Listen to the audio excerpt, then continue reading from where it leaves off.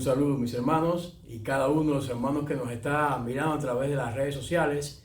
De igual manera le queremos brindar y hacer extensivo un saludo para cada uno de ustedes. Hoy continuamos esta serie, Nunca Estás Solos, una serie que nos ha llevado a recorrer la palabra de Dios a través del tremendo impacto que el Espíritu Santo ha tenido en la vida del creyente, la manera tan significativa y maravillosa que quizás los discípulos no entendían, y por eso el Señor tuvo que decirle: os enviaré el Consolador, para que no estéis solos, para que Él les guíe en cada una de las cosas que hagan.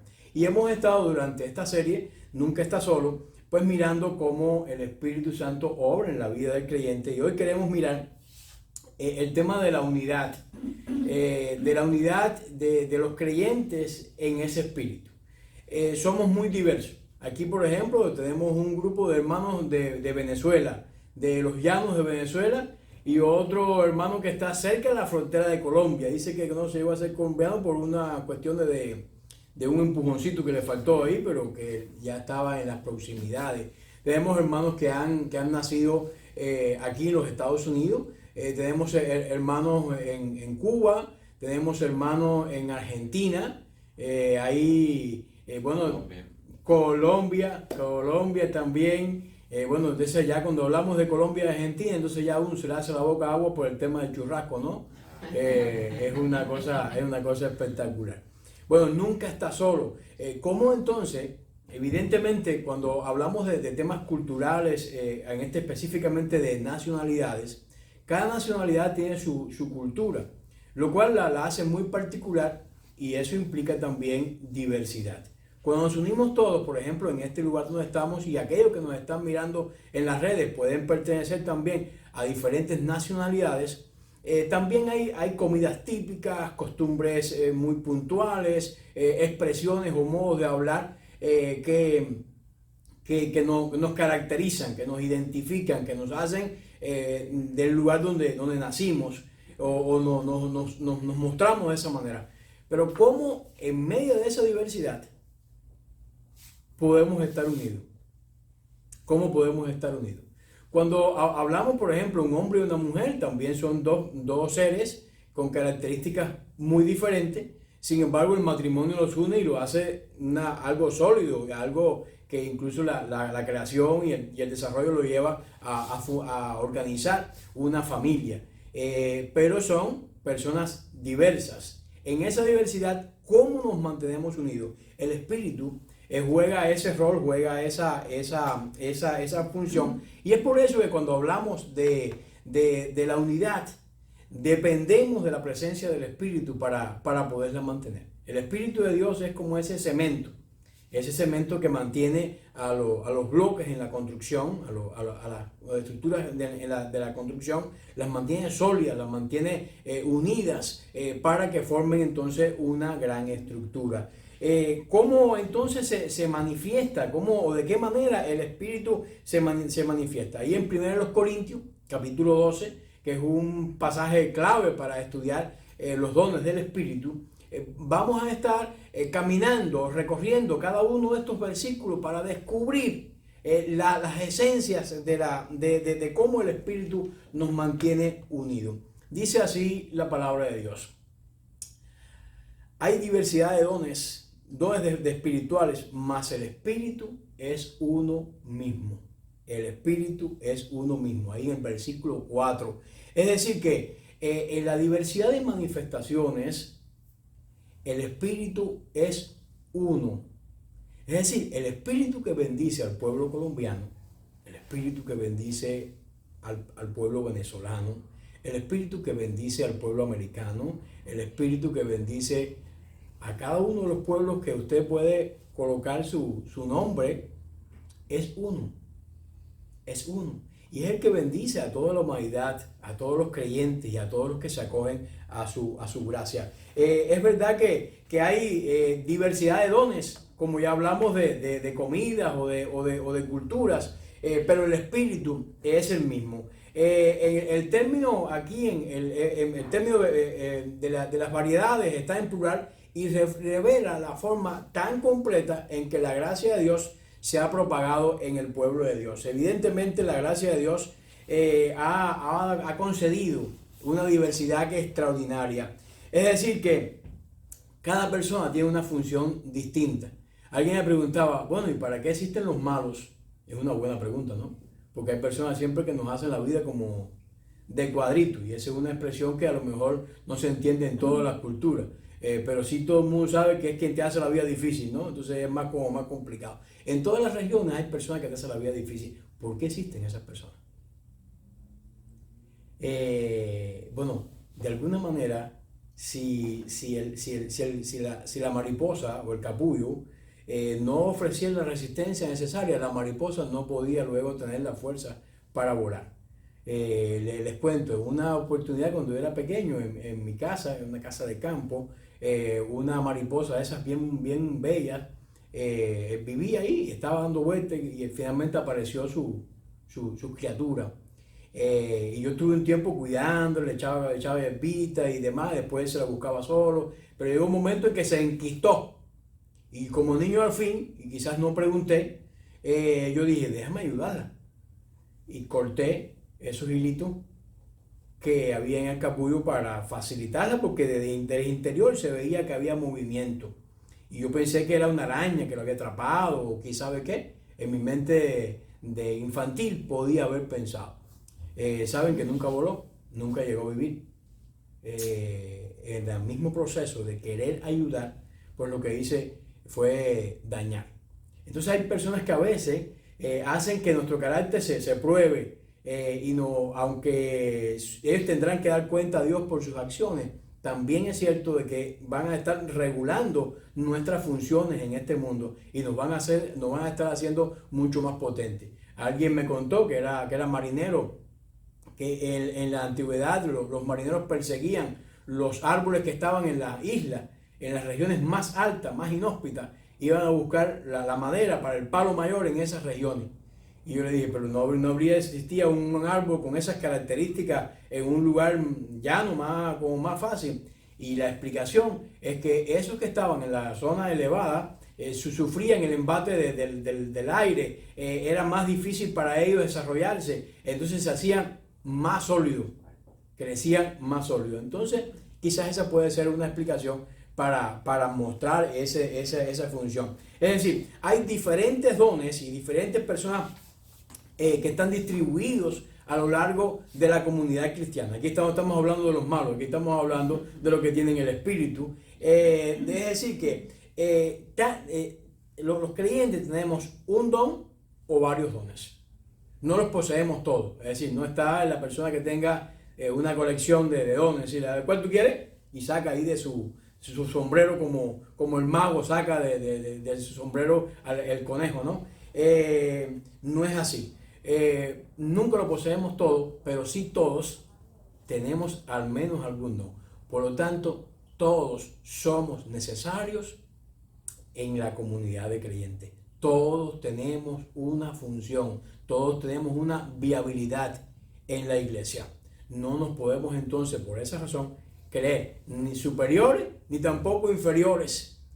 Tener una medida pues justa. Por eso Primera de Pedro, capítulo 4, versículo 10, dice, cada uno según el don que ha recibido, ministrelo a los otros. Es decir, que el don que yo tengo no es para que yo lo exhiba como una corbata o como un saco. No es para eso. Es sencillamente para ministrar, para ayudar, para bendecir la vida de otra persona. Es decir, que el don no está para hacer crecer o hacer que la persona se superhalague, sino que está a todo lo contrario o a la inversa, está exclusivamente para administrar la vida de otra persona. Usted ve esas personas que a veces no saben hablar y que dice que si van al público le tiemblan las rodillas y todo lo demás, pero cuando usted se acerca a una de esas personas y ora por usted y le da un abrazo o algo así, usted se siente que usted está en el cielo. Ese es su don, ese es su don. Con la dulzura que le habla, con la manera en que se ocupa o se preocupa.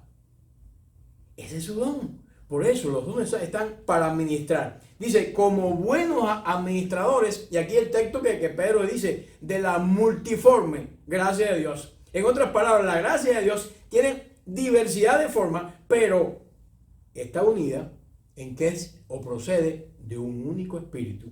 Y nosotros tenemos que saber cuál es nuestro don para ponerlo en función de la obra de Dios, la multiforme gracia de Dios. Es decir, que cuando hablamos aquí la palabra variedades, quiere decir que la iglesia de Cristo tiene unidad concedida por el Espíritu y tiene diversidad concedida ¿por quién? Por nosotros. Por nosotros.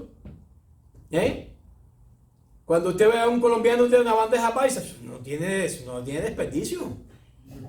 Pero usted va a defender. Pero allá mi hermano va a defender un buen arroz con frijoles, mi hermano, ¿o no? Usted le va a poner carne también. Con puerco, con grisito, con puerquito y demás. Es decir, podemos pensar en varios ejemplos, ¿no? De cómo la iglesia debe mantener su unidad porque está en torno al Espíritu, pero a la vez también sin perder la diversidad. Es decir, sea usted, pero sabiendo que usted tiene una función en el grupo para bendecir y ayudar a otras personas. La iglesia ha sido bendecida con una variedad de dones que reflejan esa diversidad y que contribuyen a la unidad. No todos lo podemos hacer todo, pero todos nos necesitamos. En medio de esa diversidad, así usted se dice, pero ¿cómo mi hermano puede hacer tal cosa? Ese es su don. Usted no lo puede hacer, ese es su don. Si usted, Dios lo ha llamado a que sea diácono, no sea pastor. Le va a ir como ratón en caja de puntilla. Ahora, si usted es pastor, no sea diácono. Ahora, si usted es una persona que tiene el don de la misericordia, no se ponga a cantar, porque nos va a echar a perder la vida. Si usted canta, está en la adoración, no haga lo otro, cada cual. Pero lo que no podemos pensar es que yo soy el mejor o que yo soy el más necesario. No, el único necesario es el Espíritu de Dios que imparte en esa congregación esa diversidad. ¿Qué son estos dones? En los versículos introductorios, pues Pablo había estado hablando o mencionando la palabra pneumaticum, que significa dones espirituales. Ahora, sin embargo, en esta expresión que estamos mirando, el versículo 4, le llama harismata, dice dones de gracia. Es decir, de gracia significa que no lo merecemos. Es decir, que el Señor en su inmensa misericordia te ha concedido a ti, te ha ofrecido una perla, la ha colocado en tu corazón, la ha colocado en tu vida sin que tú la merezcas. Te la ha entregado y te la ha entregado no para que te la pongas en el cuello como una cadena de oro. Te la ha puesto para que tú ministres a tu grupo, a tu gente con ese don. No hay dones más importantes ni menos importantes. Pueden ser que algunos sean más relevantes, más notorios, pero eso no significa que sean más importantes. Y aquí hay que mantener clara esa diferencia. En este capítulo 12, Pablo habla o menciona 9 dones. Habla de 9 dones, aunque en otros pasajes el listado se hace mucho más grande. Habla, por ejemplo, de sabiduría, conocimiento, profecía, fe, sanidades, milagros, discernimientos espirituales, hablar en lengua, interpretación de lengua, son algunos de los que se habla. La oración también es variedades de dones, se anexa a estos dones, es decir, forma parte de este proceso. Nótese que Pablo no dice que el mismo Espíritu implica que es el único que reparte los dones. El hecho es que las 3 personas de la Trinidad, el Padre, el Hijo y el Espíritu Santo, están funcionando en la misma armonía. Ellos están unidos. Y ese repartir dones implica también, de alguna manera, un reflejo de esa estructura que la Biblia nos está usando. Pablo usa el adversativo en esta oración, la segunda oración del versículo 4, para contrarrestar la variedad de dones de los miembros de la iglesia. Cualquiera que sea el don, es el mismo Espíritu. Y eso es lo que nos debe quedar claro. Cualquiera que sea el don, es el mismo Espíritu el que lo está repartiendo. Es decir, detrás de cada don está el Espíritu Santo, el que lo ha repartido y que lo ha entregado a ese pueblo. No debe existir entonces en los corintios ningún tipo de orgullo y tampoco en nosotros. ningún tipo de orgullo, porque lo que tenemos no lo merecíamos.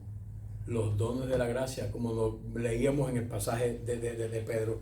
En otras palabras, el Espíritu no es promotor de divisiones. No es promotor de divisiones. El Espíritu de Dios trabaja en la unidad. Por eso una iglesia saludable se mantiene unida. Cuando en la iglesia algo no está funcionando bien, usted comienza a ver determinadas discrepancias. Y no estoy ahora haciendo una como el médico, ¿no? Pero lo que quiero decir que son síntomas tremendos. Cuando la iglesia está todo el mundo enfocado, controlado, viviendo bajo el Espíritu, la iglesia marcha unida. La iglesia primitiva tenía esas características.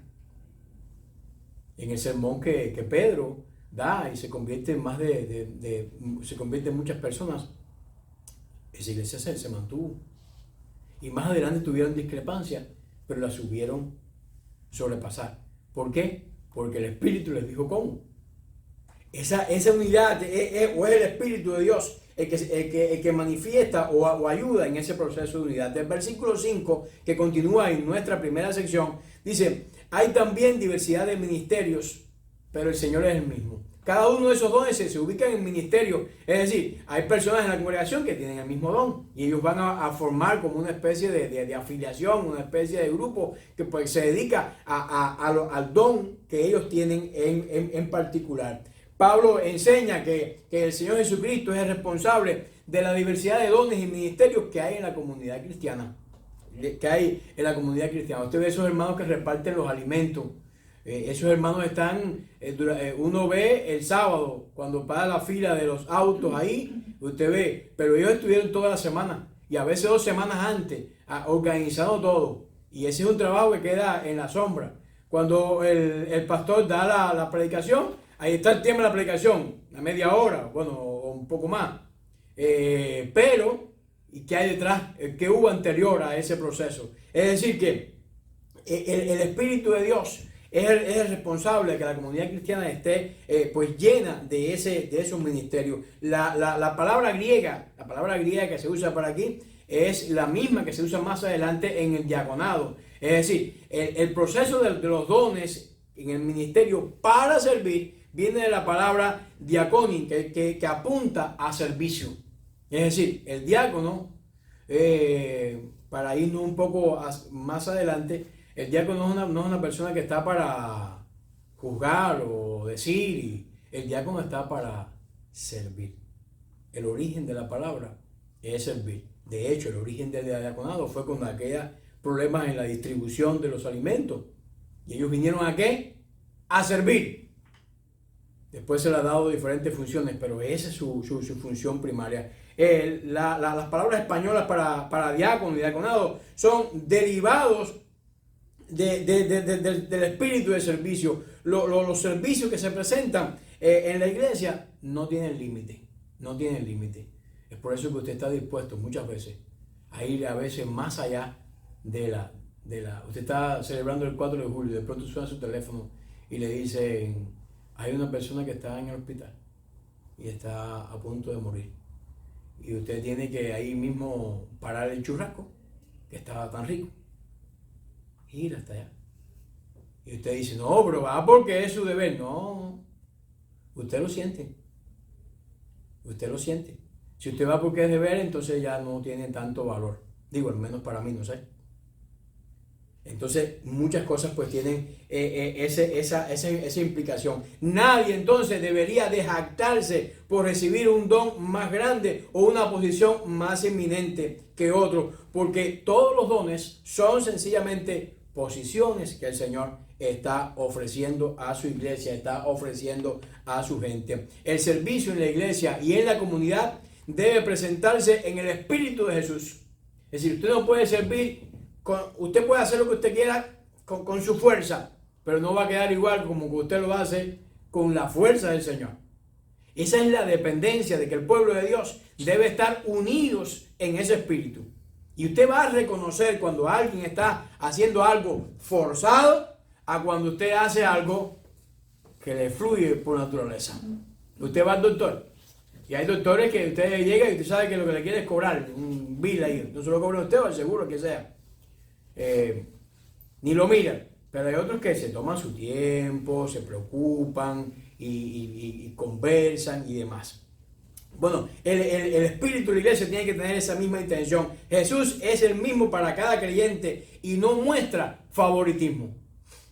No muestra favoritismo. Siempre el favoritismo tiene sus complicaciones. Recordemos a José y a su padre. El favoritismo, aquellas túnicas de diversos colores, eso generó como roncha. Bueno, el favoritismo nunca va a estar ayudando.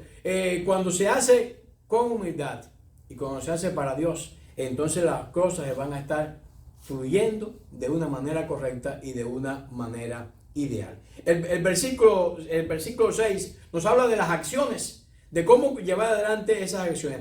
Hay diversidades de actividades, ya lo hemos visto. Antes mencionó la palabra ministerio, anterior mencionó la palabra dones, ahora dice diferentes acciones. Es decir, ese don llegó, ese don se organizó, pero ese don no está para quedar ahí como mostrar una perla. ¿Está para qué?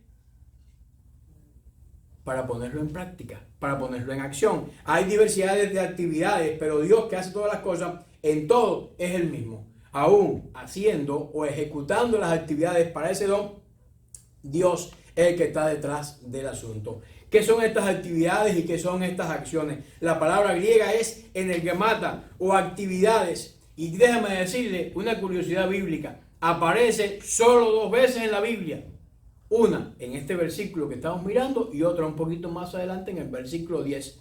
No aparece en ninguna otra región de la palabra de Dios. Es decir, esta mención de actividades tiene una vida efímera dentro de las escrituras. Sin embargo, tiene una intención muy grande. El versículo 6, la palabra se conecta en el concepto de los dones que ya habían sido expresadas. Es decir, algunos le llaman, que quiere decir los poderes milagrosos. Los poderes milagrosos. Y no solamente porque hagan milagros, es decir, no porque hagan caminar la persona sobre el mar o porque sanen los enfermos, no exactamente, aunque puede ser, aunque puede ocurrir, puede entrar dentro de este grupo. El español tiene una palabra para esta raíz, es decir, que es energético o enérgico, que está muy de moda ahora. Usted ve una barra energética y una bebida energética y todo el mundo quiere tener una batería de energía conectada a su organismo. La energía de aquí, el proceso para estas actividades que menciona el versículo, vienen del Espíritu. Vienen del Espíritu. Acabo de regresar de hablar con un pastor. Él padece desde nacimiento de una diabetes y los médicos hicieron un pronóstico en él que cuando llegara a su etapa de adolescencia era su máximo rango de vida. Y hoy es una persona ya bien adulta y está perdiendo un poco de su visión y anda con un bastón, pero ha organizado, no él, sino bajo su liderazgo, más de 40 nuevas iglesias. Y usted dice, bueno, ¿y de dónde sale la energía de este hombre? Evidentemente no es de él. Evidentemente no es de él. Porque si no le duele una cosa en la mañana, le duele en la tarde o en el mediodía. No es de él. Evidentemente no es de él. Nosotros pensamos en un tipo vigoroso, fuerte, gimnasio, cada cosa. Ese no es. Esa no es la energía, ni tampoco es la barrita, ni tampoco es como llaman, la bebida esta energética. ¿Sabes que una vez me tomé 2 Red Bull? No, yo nunca la había tomado. Y me hacía el corazón, pucutum, pucutum, pucutum. Y yo dije, me va a matar esto. Pero quien consume bebida energética, esta energía viene de ¿dónde? Del Espíritu de Dios, viene del Espíritu de Dios. Es decir, aquí lo que señala es que esa energía son las que están dando las acciones, es decir, la fuerza para que se hagan las actividades que el versículo nos está diciendo. Para que se hagan esas actividades. Es decir, podemos mirar o ilustrar un pastor que haya preparado muy bien su sermón para el domingo, muy bien en el sentido intelectual. Pero la comunidad se va a percatar si detrás hay un respaldo espiritual. Y hay una diferencia entre una cosa y la otra. Tiene que haber un fundamento espiritual para que las personas sirvan. Las personas reconocen, usted reconoce porque usted tiene el Espíritu, cuando alguien está sirviendo a Dios de corazón y cuando no lo está haciendo. porque esa energía se capta. Y no hace falta pues esas antenas que descubren los micrófonos ocultos en las habitaciones. Usted lo va a sentir porque su espíritu mismo se lo va a estar diciendo. Dios envía a su pueblo para que sean sus siervos en innumerables situaciones. El reino de Dios no tiene fronteras y sus ciudadanos residen donde el Señor los coloque. Por eso ya ustedes ya no somos ni colombianos, ni venezolanos, ni nuestra ciudadanía. ¿Dónde está? En los cielos. La ciudadanía está en los cielos. Somos de ese grupo. Y ese grupo espiritual, ese grupo grande, es el que realmente Dios nos está diciendo. Dios pone a su pueblo en todos los sectores y en todos los segmentos de la sociedad para que den su verdad en todo lugar. Para que den su verdad en todo lugar. Quiere que su pueblo ministre a todos los que sufren. A todos los que sufren. Por eso siempre esa mano que llega oportuna, Me contaba un pastor que estaba él en una ocasión en un aeropuerto aquí en los Estados Unidos y había un error de conexión. Sabe que a veces te mandan para la puerta 3 y es en la 25. Y a él era un vuelo de conexión, él llegó a la puerta que decía su vuelo, pero le habían movido su vuelo de conexión para una puerta que era imposible que él pudiera llegar. Y era una persona mayor y llevaba algunos equipajes, parece que un poquito de más, ¿no? Y él le pidió al Señor, ayúdame. Y dice que llegaron 2 personas y lo llevaron prácticamente que como que casi que, pero que él dice que cargado, dice que lo llevaron, pero lo llevaron muy rápido y lo colocaron en un lugar. El Señor está aquí y se desaparecieron. Dice que no tuvo tiempo de darle las gracias al Señor, a los señores que le habían ayudado. Son las cosas que Dios hace. ¿Quién envió eso? ¿Cómo lo supo? ¿De qué manera ocurrió? Estuve leyendo a alguien que lo he leído otras veces, pero ahora lo leí en un comentario. Un pastor que se movía de un lugar a otro, había una gran nevada y una señora que estaba enferma, una viuda, tenía problemas de comida y problemas con su calefacción y llamó al pastor y el pastor le dijo, voy a ir. Para ir tenía que pasar por un bosque, pequeño, pero un bosque. Fue, resolvió la situación y regresó. 2 años después, 2 personas en una predicación se convierten al Señor y le dicen, ¿y quiénes son las personas que lo acompañaban ustedes? ¿Usted fue tal fecha? Y él dijo, sí, yo recuerdo una gran nevada, fue algo temerario de mi parte y que creo que ya no puedo hacer y algo así. Y saben que ese día lo estábamos esperando para atacarlo, pero usted iba acompañado, habían 2 personas que le acompañaban. Dice, no, yo siempre ando solo. Sí, de 2 personas y fuertes. Son las maneras en que el Espíritu de Dios nos protege. El mismo Espíritu. ¿Cómo hacemos nuestras actividades? El mismo Espíritu. Es decir, nuestra misma energía procede de Dios. Y eso es lo que concede a la iglesia precisamente esa ayuda física, emocional, espiritual y material que a veces llega. Nunca ha llegado alguien que usted no tiene, está buscando, hace falta dinero, le da el dinero exacto que te hace falta. Y te abre puertas. ¿Quién movió eso? ¿Quién lo sabía? El Espíritu. El Espíritu que nos ayuda a que dependamos de su presencia. Él es el que mantiene esa unidad en medio de su pueblo. Pero además permite que los hijos de Dios dependan de su provisión. Es decir, el Espíritu nos mantiene unidos porque dependemos de Él. Usted ve a veces cuando están esos pichoncitos que están aún endebles en el nido, y los padres salen a volar y a buscar el alimento que ellos quieran y se lo traen, y ahí está el pichón con la boca abierta. Nosotros dependemos del Espíritu de cierta manera. No nos quedemos en el nido tampoco, porque si bueno es alimentarse y depender de su presencia, Dios también quiere que usted esté, como decía el versículo anterior, en actividad, haciendo, llevando adelante, ejecutando la obra que Dios le está poniendo en su corazón. Es decir, que debemos depender de esa provisión que el Señor pues nos regala y nos dice. Dice los versículos 7 y 8. Pero a cada uno les he dado la manifestación del Espíritu. ¿Para qué? Para provecho. Es decir, palabras que bendicen. Lo que hacemos es para bendecir a otras personas. Lo que hacemos es para bendecir. porque a este es dada por el Espíritu palabra de sabiduría, a otros palabra de ciencia, pero todo según el mismo Espíritu. Esa es la unidad que nos habla la palabra de Dios. Con demasiada frecuencia se cree que los pastores y los evangelistas y los misioneros son los únicos que han recibido dones especiales. Y no es así, no se lo crea. De hecho, le digo que en los asientos de las iglesias, de las congregaciones y en la congregación hay personas más llenas de dones que los propios pastores y ministros que pueden estar en ellas. A veces usted dice, no venga pastor para que usted ore. Ore usted, mi hermano. Y usted lo escucha. Yo el día que oro, yo también oro, pero ahora también tú.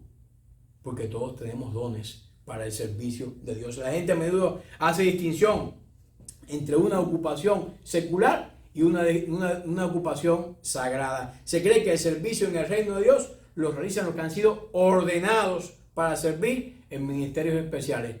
Pero son los que son llamados por el Señor para esos ministerios. Usted se acuerda cuando David fue seleccionado para que ocupara el reino.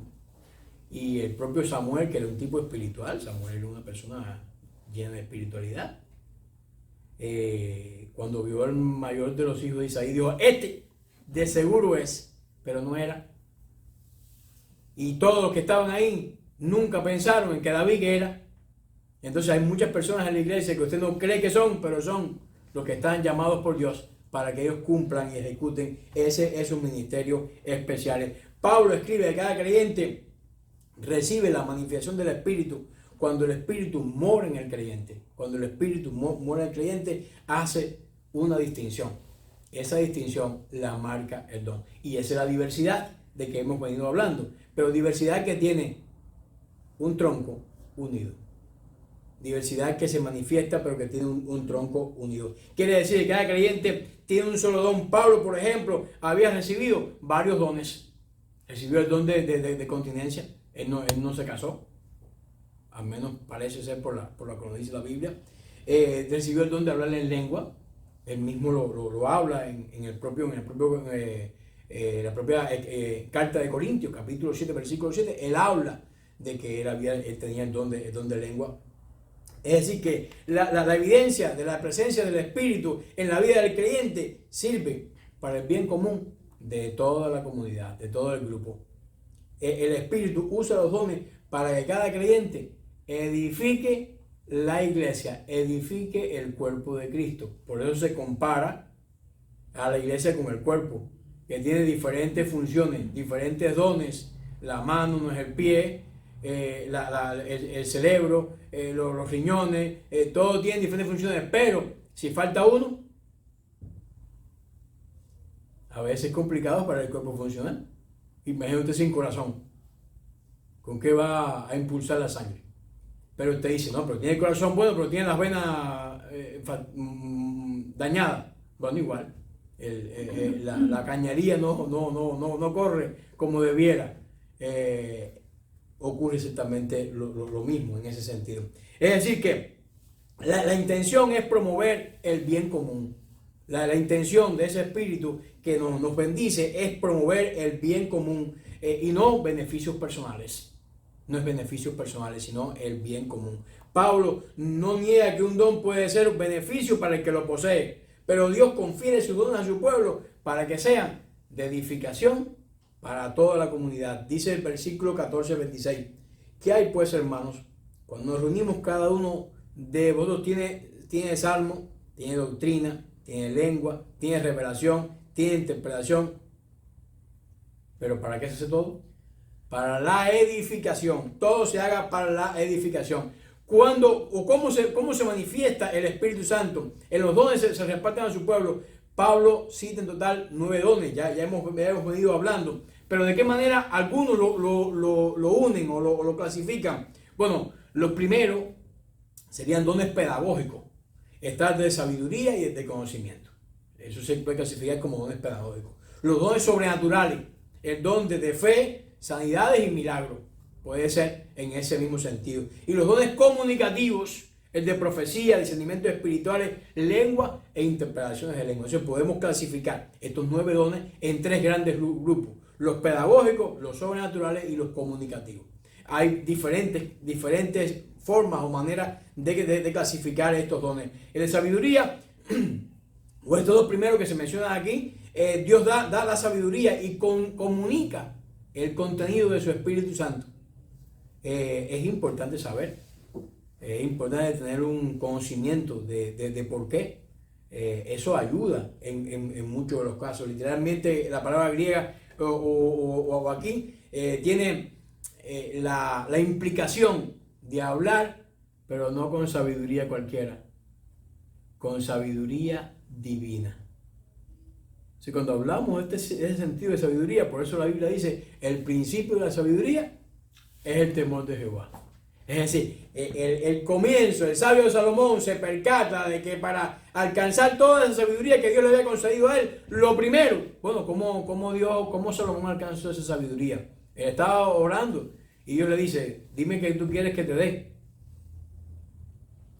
Y él podía haber pedido, no sé, el arma nuclear, se la podía haber concedido desde ese tiempo, ya tuviéramos hasta reactor y todo. Pero él, ¿qué pidió? Sabiduría para sacar este pueblo y para entrar a este pueblo. En otras palabras, para gobernar esta nación. Y eso es algo tremendo. ¿Cómo se recibe? Se recibe por el Espíritu. Eso hay un tremendo contraste entre la sabiduría divina y la sabiduría humana. No conducen al mismo lugar. No nos llevan al mismo sitio. Por eso no andamos en este mundo por la sabiduría humana, sino debemos vivir conectados con esa sabiduría espiritual. Cuando hablamos de Jesús, en Jesús se cumple la profecía de Isaías, cuando dice que el espíritu de sabiduría descansaba sobre el Mesías. Ahí Isaías capítulo 11, versículo 2. Jesús también nos dice la Biblia en Lucas que creció en sabiduría.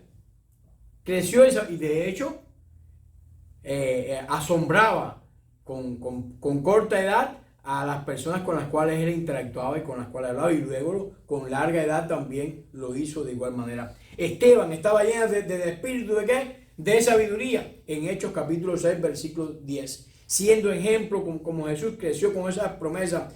Santiago le dice a sus lectores que si tienen falta de sabiduría, que la piden a Dios. Entonces, ¿de qué sabiduría está hablando?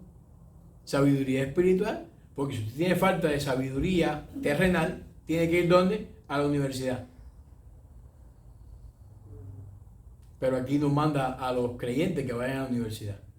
Nos dice que no vayan, pero dice que deben de buscar la sabiduría divina, que es la más importante. Los creyentes deben vivir con fe y pedir sabiduría que Dios le está dando. El conocimiento es el segundo don pedagógico. En esencia se trata de un conocimiento íntimo y personal de Dios. Usted no puede hablar de Dios si no conoce a Dios. Usted no puede tener una vida espiritual, si usted no puede hablar de vida espiritual si usted no ha desarrollado su vida espiritual. Es decir, usted tiene que estar lleno del Espíritu para usted poder tener algo para compartir. Por eso nos manda que vivamos en la plenitud del Espíritu, llenos del Espíritu, llenos de ese conocimiento y llenos de esa sabiduría que viene de Dios. Los versículos 9 y 10 dice, a otro fe en el mismo Espíritu. Y aquí viene la otra clasificación. A otro don de sanidades por el mismo Espíritu.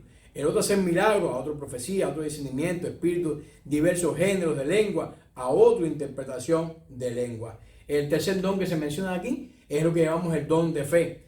Junto con los milagros y las sanidades pertenecen a los dones sobrenaturales.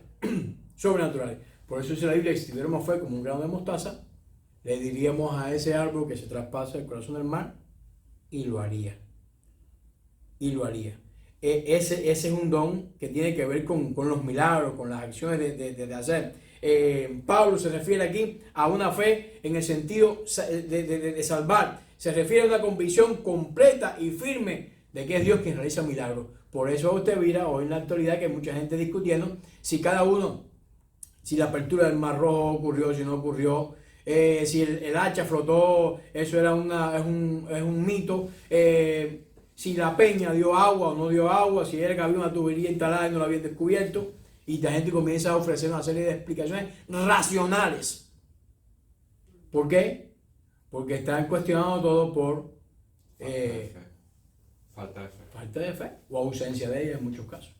Es decir, el paso del Jordán, hay una explicación tremenda de que ocurrió un terremoto, de pronto el terremoto echó ahí unas piedras, se bloqueó el Jordán, después que pasó el tiempo, entonces ya sobrepasó y se llevó el dique, ¿no? Por la presión del agua, y ya el pueblo ya ha pasado. Vaya, es todo como sincrónico ahí, que usted para creer la explicación tiene que tener casi como más fe, como digo, humana, que vaya, es como súper complicado algunas de estas explicaciones. Lo mismo pasa con la teoría del Big Bang, en fin, ya ese sería poner una serie de ejemplos a ese proceso. Pablo se refiere a la fe salvadora, a la fe que tiene una convicción absoluta y completa en que cuando yo hablo con Dios, Dios me escucha. La fe que está convencida de que yo no ando solo. La fe que está convencida de que Dios me acompaña. La fe que sabe que Dios está en medio de mi vida. Y la fe que sabe que Dios está abriendo camino y abriéndome puertas aún cuando todo el mundo diga que es imposible que esto ocurra. Eso es lo que está diciendo la palabra de Dios. Jesús le dijo a sus discípulos, si tuvieran fe como un grano de mostaza. Y cuando llegaba a la Pentecostés, Pedro y Juan mostraron que tenían fe. Ellos vieron que tenían fe. Pablo obedeció la palabra de Jesús cuando fue a testificar a Roma. Y la Roma era como era la boca del león.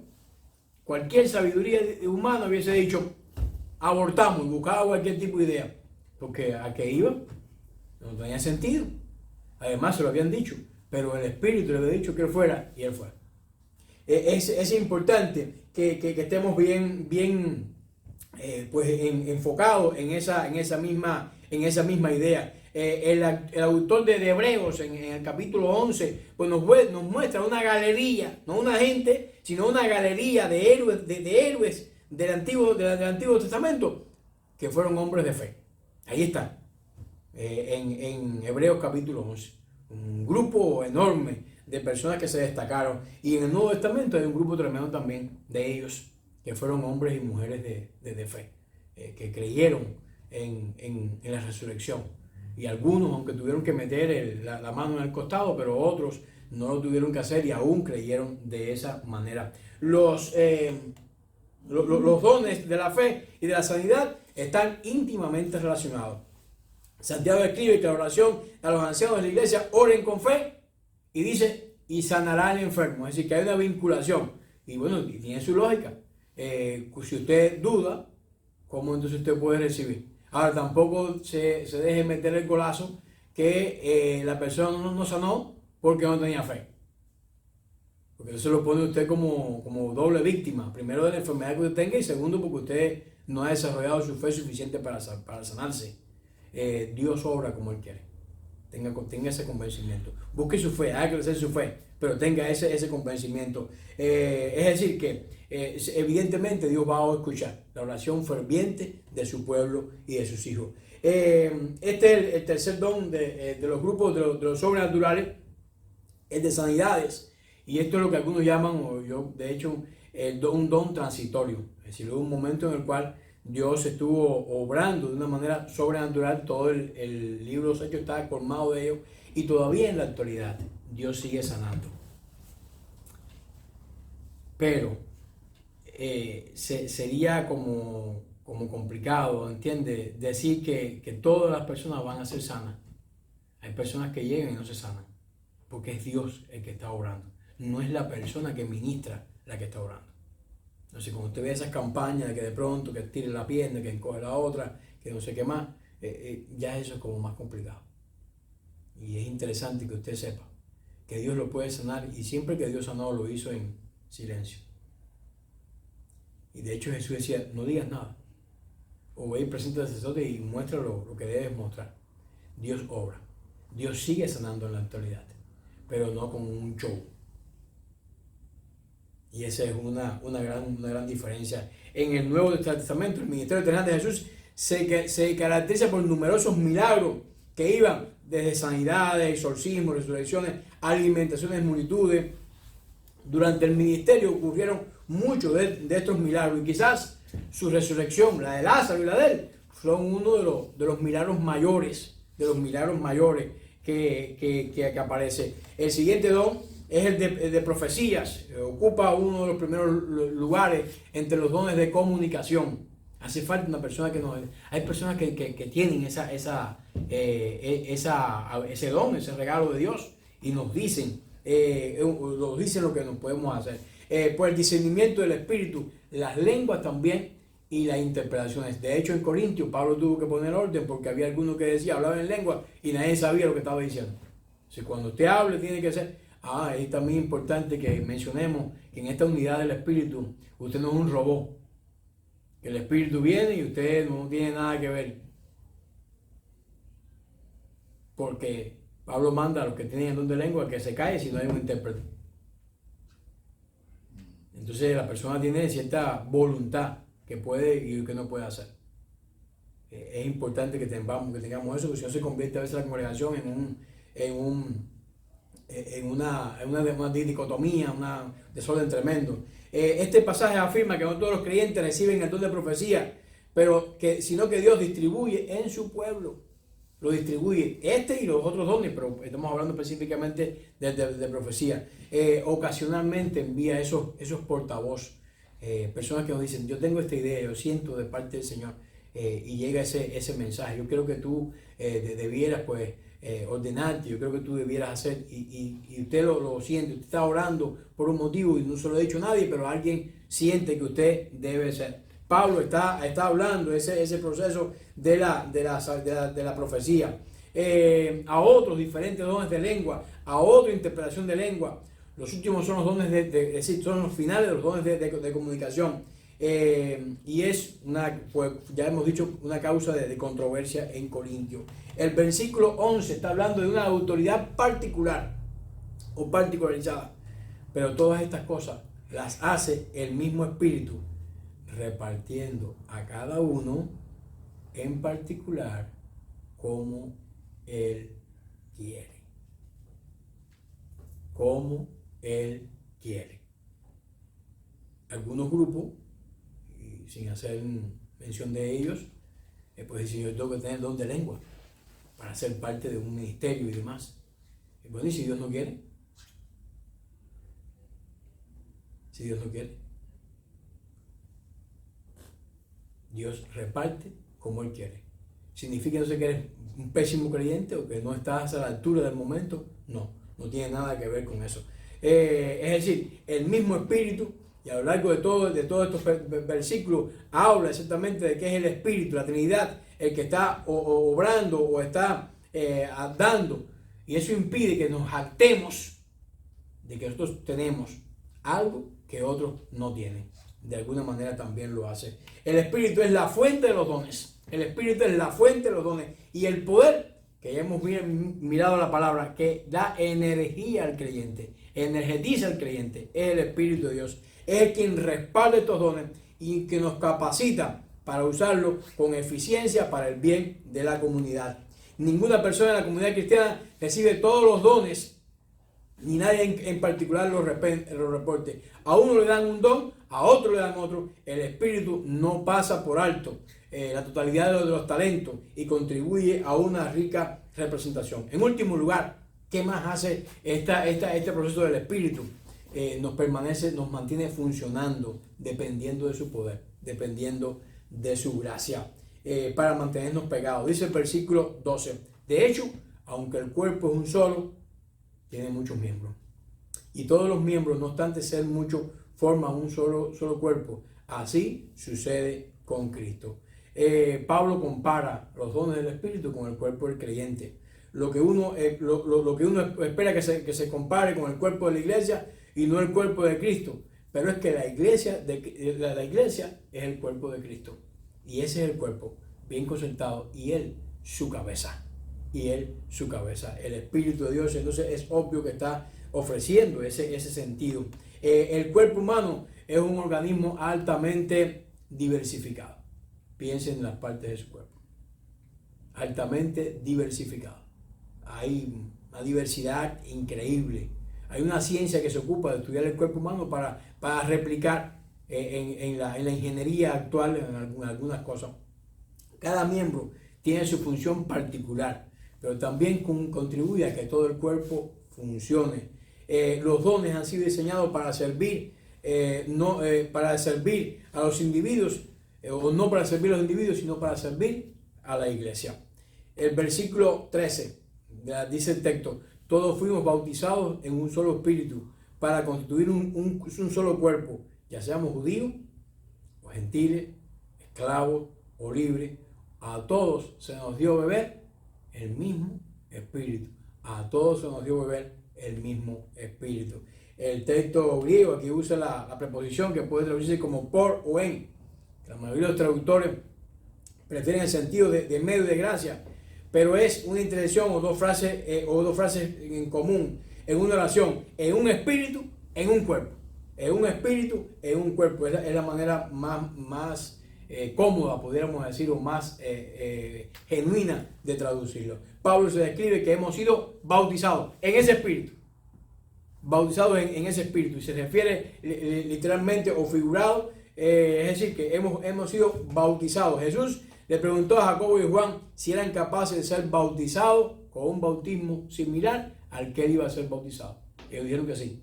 Ahí tienen ustedes las consecuencias. Ellos también.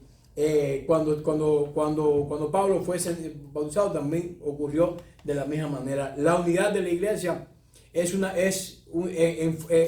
su forma diversa, hace notar las diferencias raciales, culturales, sociales que existían en los corintios. Había judíos, había griegos, había esclavos, había libres, diferentes trasfondos. Aquí tenemos colombianos, venezolanos, americanos, cubanos, argentinos, de diversas nacionalidades. Y tenemos en las redes un diapasón aún más amplio de cada uno de ellos. No importa cuál sea su país de origen, no importa cuál sea su posición social, nos reunimos todos en un mismo espíritu para adorar a ese Dios de la gloria, a ese Dios grande que ha venido a ayudarnos. Toda la gente ha sido renovada espiritualmente y somos ministradas por ese mismo espíritu.